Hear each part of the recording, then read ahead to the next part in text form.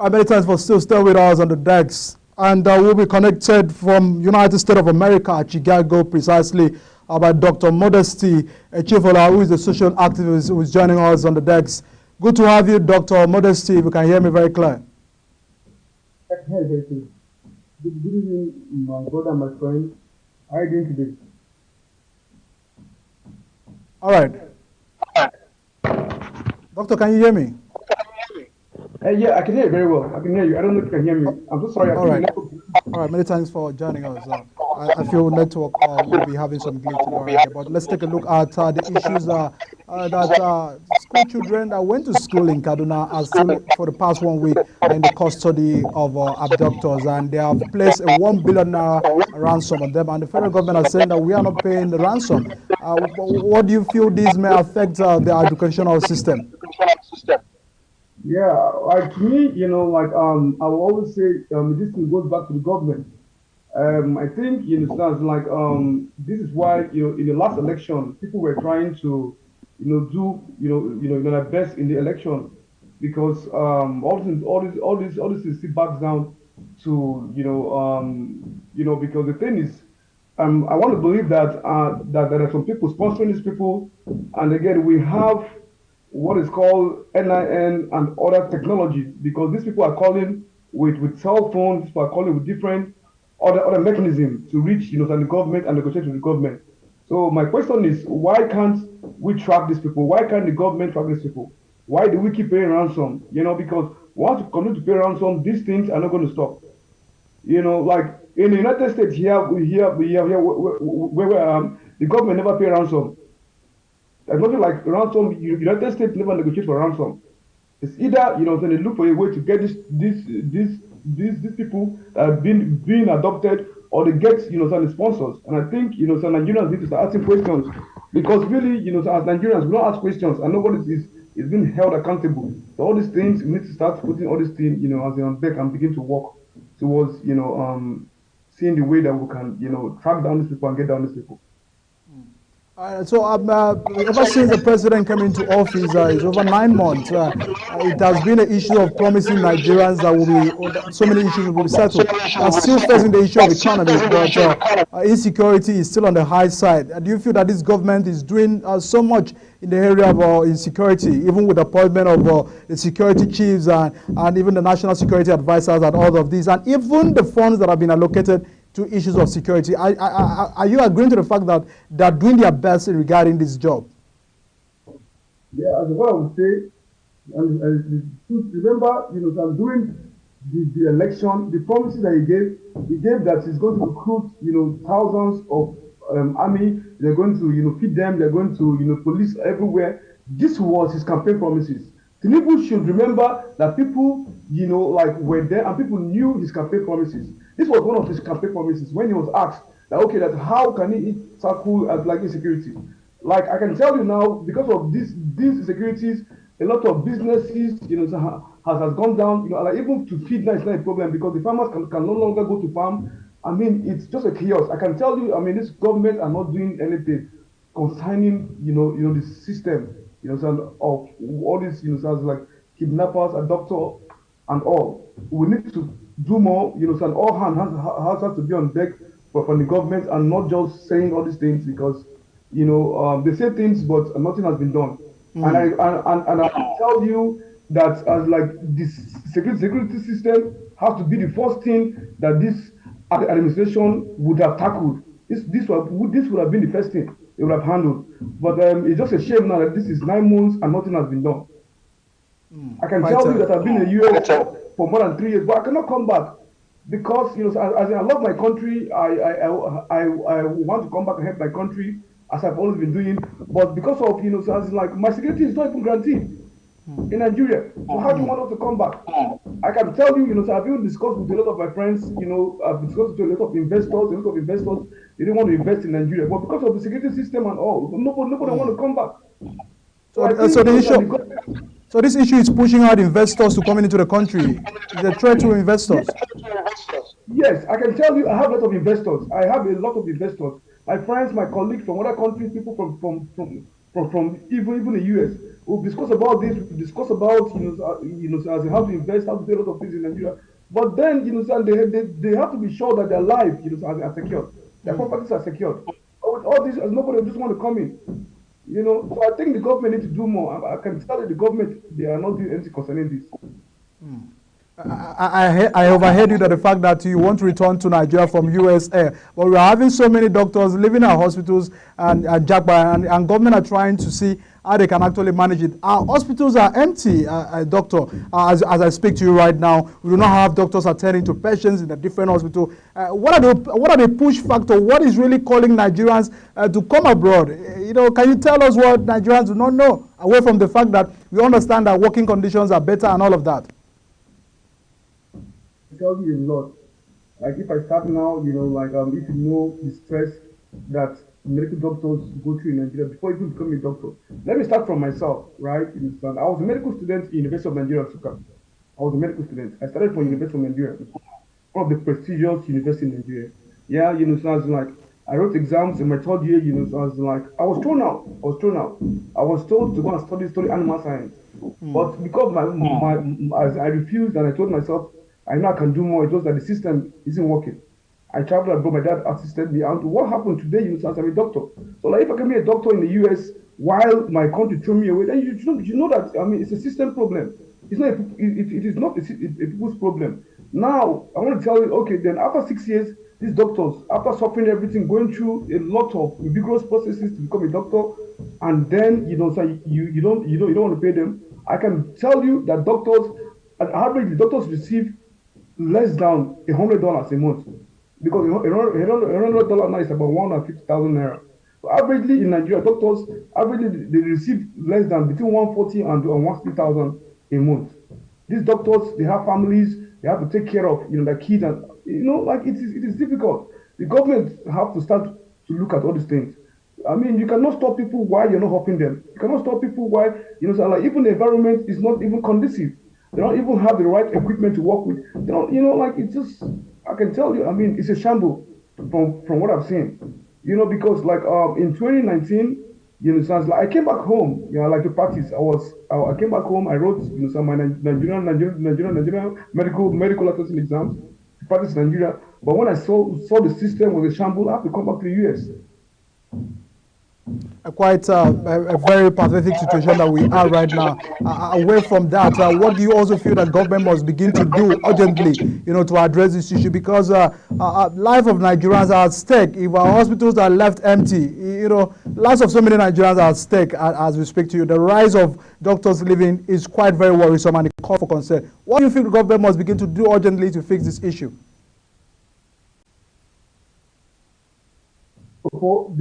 They must start, fixing hospitals. They must start making the environment, the equipment, because I can tell you, even a lot of hospitals don't even have the basic equipment for doctors to work effectively. And if a doctor and cannot work effectively, trust me, because first of all, what doctors are dealing with is, we just want to save life, just want to give our best. And once we're not giving our best, most doctors are frustrated. Trust me. So they must start equipping hospitals, they must start having the doctors, and again, in the time of payment, the doctor have to come in. Because I can tell you, averagely a doctor has to be fine, because if a doctor is coming back, from work while his kids have no food to eat, his wife has no, so then how can a doctor be in a good mental health to help as a patient? It's going to be a problem. It's going to be a problem. So I think the government need to start meeting, as doctors halfway, they also halfway. Because, I want to believe that Nigeria has the fund. We have everything it takes, to have an effective healthcare in Nigeria. There's not even I've been to a lot of even as a clinics in Nigeria. Even Panadol, you cannot even find a Panadol in those healthcare. Even those the doctors, even sell the medications that are meant for common men, and nobody's held accountable because because the corruption has really started from the leadership. So if there's corruption from the leadership, then how do you expect the common man, being a doctor, to work effectively? So we begin to, we really need to start looking at this thing from the top. The government needs to start looking at this thing from the top. from like the welfare of the doctors, the finances, and also providing an enabling environment and equipment for these doctors to work effectively. I think this will go a long way because I can tell you I've spoken to a lot of doctors, here in the US and even in Europe and other countries that are Nigerians. We are willing to come back home. We are willing to come and sacrifice for Nigeria. We are willing to come and give our best because the thing is that we are just trying to serve humanity. But where all these equipment are not available, where we cannot work effectively, where our welfare are not guaranteed, our life are not guaranteed, it makes it very difficult. Every doctor will want to jump back, every doctor will want to leave to a more favorable environment, to an environment that works, an environment that cares for them. And this is what the government really needs to start looking into. Not stopping people because you can't stop people where their life is not guaranteed, their welfare is not guaranteed, and there's no equipment for them to work. So the government really need to go back to the drawing board and start looking at all these things that is being stated. Right, quite a lot of fantastic highlights from Dr. Modesty regarding the state of health sector. Can you tell us, do Nigerians, can we really boast of good brains in the health sector, like over there in America that you are? Can you testify to the capacity of doctors that are really coming out to these countries? Are they doing exceptionally well over there? Do we have the capacity? Do we have the brain? Away from the fact that we are lacking, the equipment over here in the country. Nigerians are one of the best doctors in the United States of America. Nigerians are the best doctors in Europe and in other places. Trust me, so I'm giving you an example of myself. So I was thrown out from medical school in Nigeria, but today I'm a medical doctor in the US.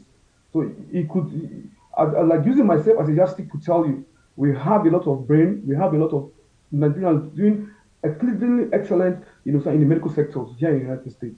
I can tell you, more than 80% they want to come back home. We're willing to give out our best. We're willing to give out, as like the best in the health sector in Nigeria. Trust me, we love Nigerians. We love Nigerians. We want to come back home. We want to do our best. We want to be proud of our country in our own country. But but the government, has failed us. The administration have failed us. The promises, it is just not working.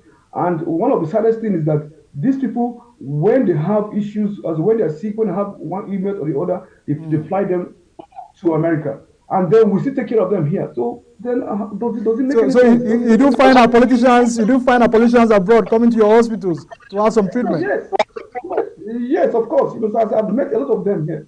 I've met a lot of them here, and they all, sounds like you're Nigerian. I say, yes, I'm Nigerian. So what are you doing here? I said, well, like you people don't want to be Nigerian. That's why we're not there, and that's what is happening. So these people knows all these things. So I think, it's a problem. We have to go back to the drawing board and begin to look at all these things. So do you feel that the National Assembly should begin to do law restricting some of our political leaders living abroad, because a common Nigerian who does not even have a ticket funds, might not begin to come to America or abroad, for treatment? Do you feel that we should begin to have law standing restricting them from coming abroad for treatment? By that, that means that they will begin to fix our hospitals. Yeah. So people are saying that. I will tell you, understand, that's what I'm saying. The problem we have in Nigeria is that nobody is held accountable to their actions. And when we begin to hold people accountable to their actions, things will begin to change. I think, because you will not expect Joe Biden, when Joe Biden is treated in America here. He doesn't fly to any country to be treated. So I think, we need to start making laws to restrict politicians, to restrict, them from coming abroad to have any sort of healthcare. Anyone that have healthcare should be treated in Nigeria. I think they'll begin to look at all these things. Because, so when it affects the common man, they don't care. But when it begins to affect their family, I think we'll begin to look at all these things. This is just my honest opinion. Thank you so much. All right, Doctor, how can you really assess the performance of this government? Because as I speak, I don't know if people at home have been calling you to tell you the level of hardship that we are facing in the country. But trust me, we're having people invading warehouses in attack, to get food to eat. We're having people protesting because of cost of living in the country. We're having the high level of hunger in the land. It's not just even about ability to take care of themselves. So Nigerians are quite really getting to that extreme end. How are you feeling this heat? And then what is your concern about what is happening in the country and under President Bola Tinubu administration? Well, I will tell you, it is pathetic. To tell you, it is troublesome because, most people will not understand this, but I have a foundation, I have an NGO, so I know the request that comes every day.